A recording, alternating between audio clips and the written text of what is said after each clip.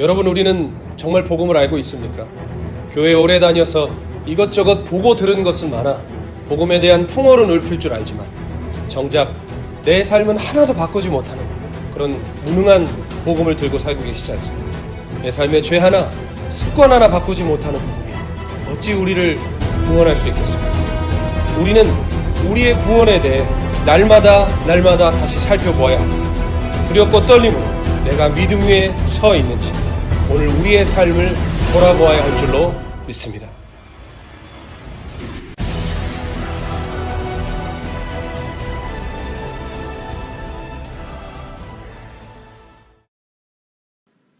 할렐루야, 사랑하는 성도님들 반갑습니다. 오늘부터 여러분과 함께 4번의 시간에 걸쳐서 복음 강론이라는 주제로 하나님 나라의 복음을 잠시 나눠보려고 합니다. 우주보다 더 큰 하나님의 마음이 담겨있는 복음을 미디어로, 그것도 사회밖에 걸치지 않은 시간에 나눈다는 것이 쉽지 않은 일이겠지만 주님이 주신 마음 있는 그대로 여러분과 함께 나눌 때 저의 말 몇 마디와 주어진 시간의 능력이 있는 것이 아니라 하나님의 복음이 우리의 심령과 삶을 아름답게 변화시키는 귀한 시간 될 줄로 믿습니다. 로마서 1장 15절에 보면 할 수 있는 대로 로마에 있는 너희에게도 복음 전하기를 원하노라 라고 사도 바울은 고백했습니다. 여러분 잘 아시다시피 로마서는 사도 바울이 로마 교회를 향하여 쓴 서신입니다. 그런데 많은 신학자들이 이구동성으로 이야기하기를 사도 바울이 로마 교회에 로마서를 쓰기 이미 약 20여 년 전부터 로마에는 교회 공동체가 생겼고 사도 바울이 로마서를 쓸 당시에 이미 로마에는 많은 크리스찬들이 있었다고 이야기합니다. 그를 증명하는 것이 로마서 1장 8절에 보면 먼저 내가 예수 그리스도로 말미암아 너희 모든 사람에 관하여 내 하나님께 감사함은 너희 믿음이 온 세상에 전파됨이로다 라고 말하고 있습니다. 이미 로마 교회의 믿음과 신앙이 온 세계 다른 지역에 있는 교회들에게도 알려졌다는 것입니다. 로마 교회는 역사도 있고 열심도 있는 꽤 괜찮은 교회였습니다. 그런데 왜 사도 바울은 그러한 로마 교회에 내가 할 수 있는 대로 너희에게 복음을 전하고 싶다라고 이야기했을까요? 여기서 우리가 복음에 대해 이해하고 있는 단편적인 개념 하나를 알 수 있습니다. 그것은 우리가 복음에 대해서 복음이란 초신자들이 듣는 초신자들에게 필요한 것이라고 생각하는 것입니다. 만약 누군가 우리에게 당신 복음을 아십니까? 라고 물으면 우리는 압니다 혹은 모릅니다 라고 대답을 해야 되는데 대부분의 크리스천들이 복음을 아느냐는 질문에 나 어디 교회 장로입니다. 나 어디에서 신학했습니다. 나 목사입니다. 나 모태신앙입니다. 라는 대답으로 복음을 아느냐는 질문에 답합니다. 그러나 이런 소속이나 혈통이나 직분이나 경험이 복음을 아느냐는 질문에 대한 절대 답이 될 수가 없습니다. 왜 사도 바울은 세워진 지 20년이 넘어가고 또 그 봉사와 사역에 있어 다른 지역의 교회들에 자자하게 소문이 난 로마 교회에 할 수 있는 대로 복음 전하기를 원한다고 했을까요? 지금은 작고하셨지만 20세기 최고의 전도자였던 빌리 그레이엄 목사님이 그분의 전도 사역을 마무리할 쯤에 어떤 기자의 질문을 받았습니다. 기자가 이렇게 질문을 했다고 해요. 목사님, 지금까지 수많은 나라와 대륙들에 다니면서 천국의 복음을 전하셨는데 혹시 지난 수십여 년의 사역을 돌아보면서 아쉬운 것이 있다면 뭐가 있겠습니까? 라고 기자가 물었습니다. 그때 빌리 그레이엄 목사님이 이렇게 대답을 하셨대요. 나는 복음이 교회 안에는 분명히 존재하기 때문에 복음이 교회 밖에만 필요한 줄 알았습니다. 그런데 내 사역을 마무리해가는 지금 뒤를 돌아보니 분명하고 새삼스럽게 깨닫게 되는 것은 오히려 교회 안에 복음이 필요한 사람들이 더 많다는 사실입니다. 이런 고백을 하셨다고 합니다. 빌리 그레이엄 목사님은 사역을 마치면서야 깨달았습니다. 가장 복음에 순종하지 않는 미전도 종족이 바로 교회 안에 있다는 것을, 가장 예수님과 상관없는 불신자들이 기독교 내부에 있다는 것을 말입니다. 만약 누군가 우리를 붙들고 복음을 아십니까? 복음을 들어보세요 라고 물어보면 우리는 저 교회 다닙니다 라고 이렇게 정중하게 우리의 믿음에 대해서 나는 복음을 안다는 듯이 이야기를 하죠. 그런데 그럼에도 불구하고 그 상대방이 그래도 복음을 한번 들어보십시오. 당신 정말 복음을 아십니까? 라고 물어본다면 우리는 대부분 이 사람 이단이다. 문제가 있는 사람이다.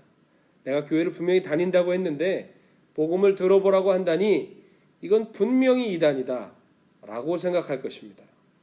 왜일까요? 내가 지금 교회에 다니고 있다는 것이 복음을 알고 있다는 것의 증거라고 우리가 생각하기 때문입니다. 그런데 여러분, 정말로 우리는 복음을 알고 있나요? 나는 정말 살아있는 믿음을 갖고 있습니까? 만약에 그렇다면 그것을 무엇으로 확증하시겠습니까? 교회에 다닌 연수, 열정의 온도, 신학적 깊이? 정말 그런 것들로 내가 복음을 안다고 말할 수 있는 것입니까? 대부분의 크리스천들이 복음에 대해서 아주 무지합니다. 왜일까요? 첫째는 복음에 대해서 제대로 들은 적이 없기 때문입니다. 그렇지 않다면 들었다 할지라도 고난주간이나 부활절 혹은 크리스마스 같은 특별한 절기나 되어서야 듣는 간단하고 축소된 피상적인 메시지가 전부일 것입니다. 그런데 놀라운 게 뭔지 아십니까? 대부분의 크리스찬들이 구원의 확신들을 가지고 있어요. 그래서 당신 구원 받았냐고 물으면 저 교회 다녀요 라고 말해요. 다시 한번 당신 정말 구원 받았냐고 물으면 묻는 사람을 이단으로 의심할 만큼 자신이 받은 구원에 대해서 의심을 하지 않는다니까요. 그런데 그 구원의 확신이 어디서 온 거냐는 것입니다. 우리는 우리의 구원을 의심해 보아서는 안 되는 것일까요? 많은 사람들이 구원에 대해서 아주 쉽게 생각합니다. 실은 믿기만 하면 된다라는 문장 자체가 우리에게 되게 쉬운 느낌으로 다가오고 복음을 아주 가볍게 여기는 아주 주범이 된 문장이기도 합니다. 그러나 믿음이 무엇인지도, 믿는다는 것이 무엇인지도 제대로 모른 채 교회에 나오는 것, 그저 열심을 내는 것, 이것을 혹시 우리가 믿음, 혹시 구원이라고 생각하며 살고 있지는 않습니까? 그런 의미에서 나는 정말 구원 받았는가? 라고 스스로 물어보는 것은 합리적인 의심입니다. 아주 지혜로운 것입니다. 주신 구원을 의심해서 그런 것이 아니라 주신 구원이 그만큼 소중하기 때문에 다시 한번 살펴보고 확인하는 것입니다. 제가 예전에 부산에서 집회를 하고 인천으로 다시 돌아오는데 갈 때는 KTX를 탔지만 올 때는 주일 사역 때문에 토요일 국내선 비행기를 예약했습니다. 기쁘게 이제 빨리 돌아가겠구나 들뜬 마음에 부산공항에 갔는데요. 여러분, 제가 비행기를 못 탔습니다. 왜 그런 줄 아세요? 신분증을 가져가지 않아서 그랬습니다. 실은 그 전날 저희 간사님이 저에게 다시 한번 체크를 해보라. 신분증이 없으면 탈 수가 없다라고 이야기를 해줬습니다. 근데 제가 그 말을 뭐라고 얘기했냐면, 걱정하지 마. 여기 대한민국이야. 여기는 아프리카가 아니야.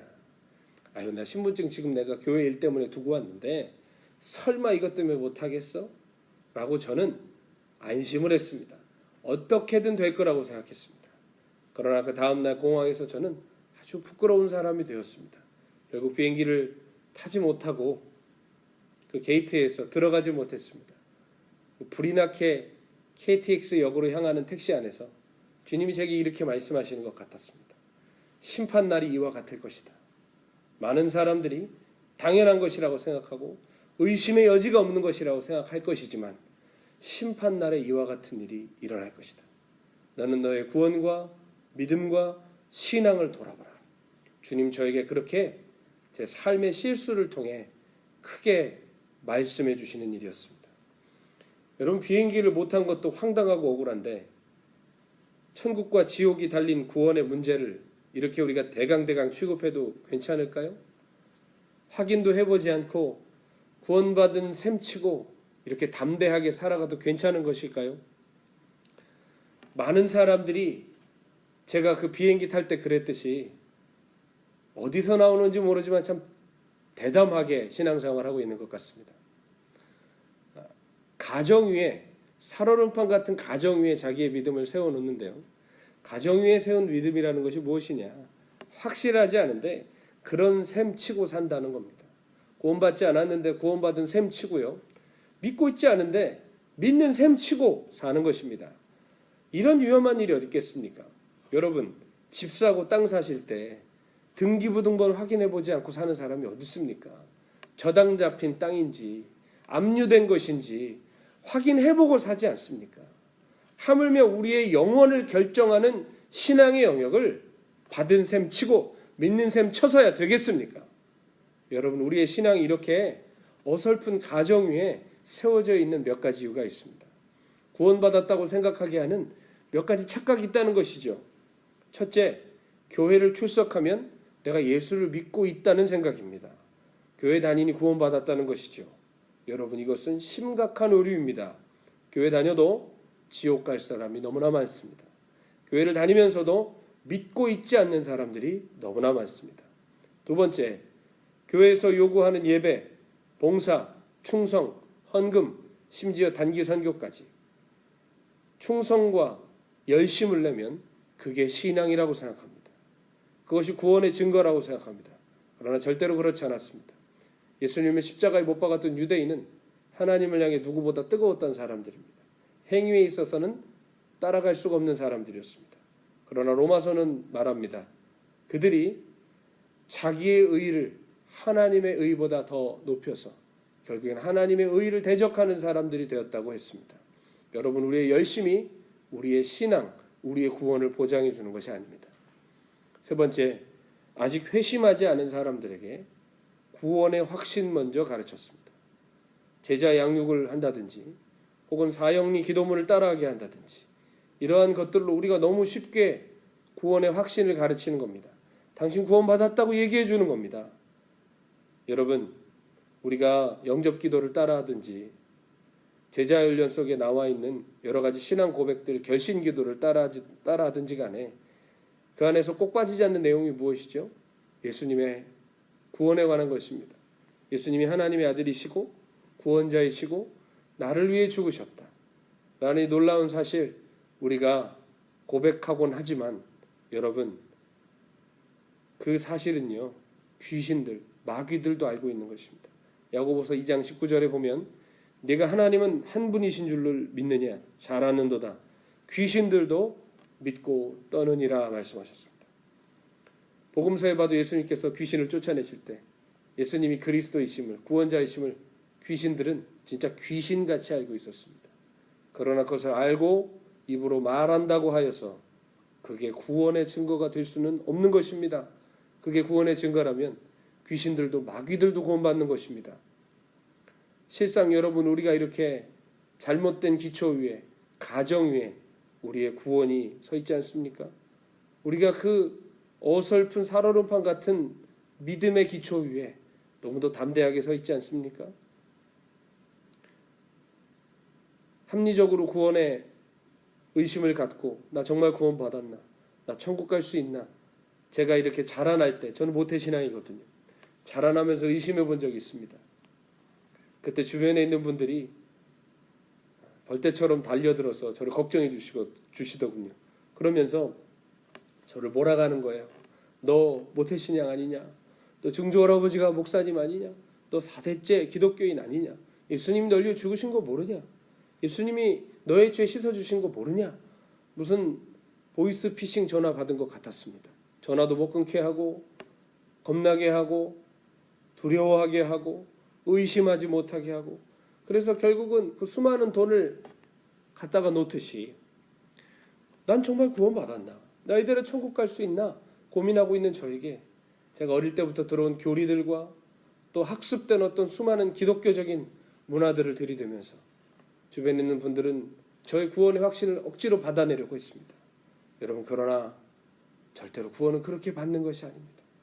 어릴 때 들었던 것, 교리적인 확신 혹은 교리의 고백으로 우리가 구원을 절대로 확신할 수 없습니다. 이렇게 우리가 잘못된 신앙의 기초 위에 서 있으니까 어떻게 될까요? 신앙에 아무런 능력이 없습니다. 교회는 다니지만 마음에 감격이 없고 하나님 살아계신 거 모르면서 삽니다. 떠나자니 찝찝하고 따르자니 미치겠는 회색지대에 앉아서 살아가는 그러한 능력 없는 기독교인이 될 수밖에 없습니다. 둘째, 잘못된 삶의 열매를 맺습니다. 진리를 따르지 않으므로 육신의 열매를 맺고 삽니다. 무슨 짓을 해도 구원받고 죽어서 천당 간다니 말 그대로 무슨 짓이든 하는 겁니다. 자기 마음대로 살다가 마지막에 목사님이 와서 임종예배 드려주면 그래 천국 간다고 착각하는, 구원은 따는 당상이라고 생각하며 살아가는 범죄자들이 너무나 많습니다. 복음을 모르기 때문에, 믿은 적이 없기 때문에 잘못된 삶의 열매를 맺는 것입니다. 세 번째, 이단에 빠집니다. 진리를 갈급해하고 말씀을 배우고 싶은데 교회 안에서는 가르쳐주지 않습니다. 뭔가를 의심하면 믿음 없다고 얘기합니다. 그러다 보니 이 이단들의 마수에 빠지기가 쉽죠. 지금 수많은 젊은이들과 엄청난 예전에 정통교회를 다니던 사람들이 신천지에 하나님의 교회 이단에 빠져 허우적거리고 있습니다. 그들은 원래부터 그렇게 멸망하기 위해 태어났기 때문에 그럴까요? 우리의 잘못이라고 생각해 보지 않았습니까? 교회의 과오라고 생각해 보진 않았습니까?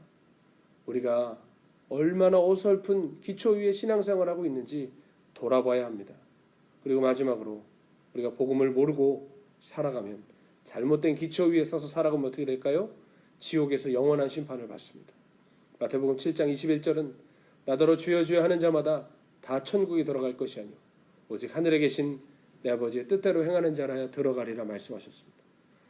믿는다고 생각했는데 믿어본 적이 없는 겁니다. 구원받았다고 생각했는데 하나님이 모르시는 사람인 것입니다. 여러분, 나는 정말 믿고 있습니까? 나는 정말 구원받았습니까? 이대로 정말 하나님 나라에 들어갈 수 있겠습니까? 여러분, 우리는 반드시 복음을 듣고 복음을 믿고 복음을 살아내야 합니다. 복음은 구성지게 잘 갖추어진 설교 한 편이 아닙니다.